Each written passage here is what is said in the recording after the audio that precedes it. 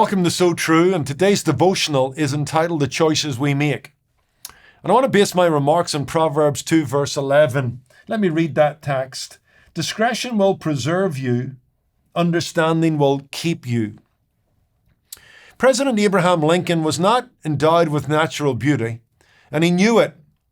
On one occasion, a political detractor named Stephen Douglas accused the president of being two-faced. And with his renowned humility and humor, Lincoln retorted, "Does a gentleman believe for a moment that if I had two faces, I would be wearing this one?"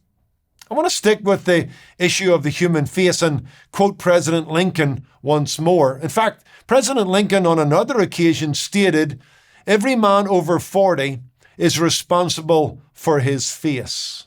This last quote seems pretty rich given Lincoln's physical features, but it is worth pausing to ponder. President Lincoln may be onto something. We do create ourselves over time by the choices we pursue and the decisions we make on a daily basis. We are becoming something more or something less. Our choices form a mold that casts our character and shapes our lives over time.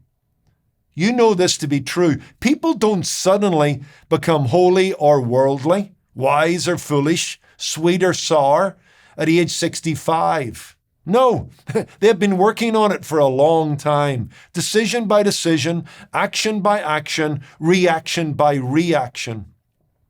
Each choice is a stepping stone to something better or a stumbling block to life improvement and character development. We must remember that each word, action, look, attitude is a choice that will have consequences in determining the quality of our lives, present and future. With every decision, we turn the central part of us over to something that turns us into something we never were.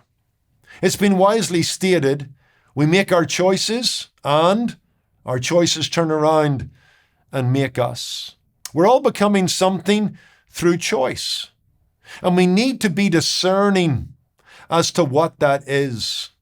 Look, we can choose certain sinful practices and paths, such as lust, anger, selfishness at 16, and maybe get away with it while we're still young. But you can be sure of this, over time, they will shape us and misshape us, form us and deform us. If you don't believe that, think about the launching of a rocket to the moon.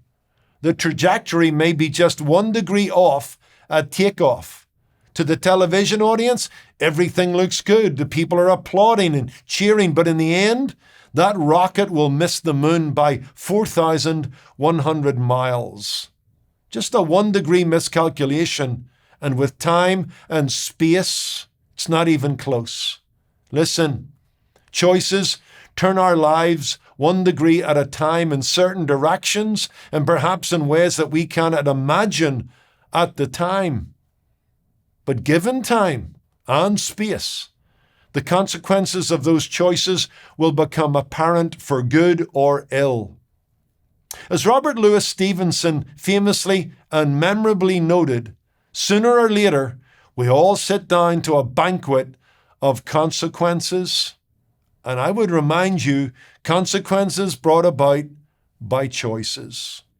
So, since the choices we make turn around and make us, let's make wise choices. Let's, according to Proverbs, pursue discretion and wise choices, because according to the book of Proverbs, they will watch over us and keep us safe. That's what Proverbs 2 verse 11 states, as I read earlier. Let's acknowledge the Lord in all our ways through prayer and Bible study. That's the wisdom of Proverbs 3, 5-6. Let's walk with the wise. Let's keep company with the righteous. Let's listen to good counsel as we make those choices. Proverbs 13:20, Proverbs 11:14 argue for the fact that there's security in a number of counselors.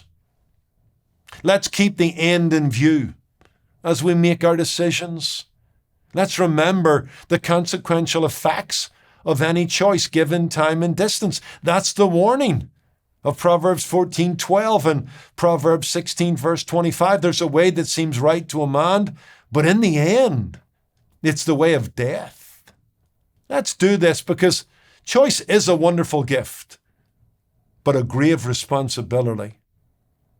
You and I create ourselves over time, so let's choose carefully.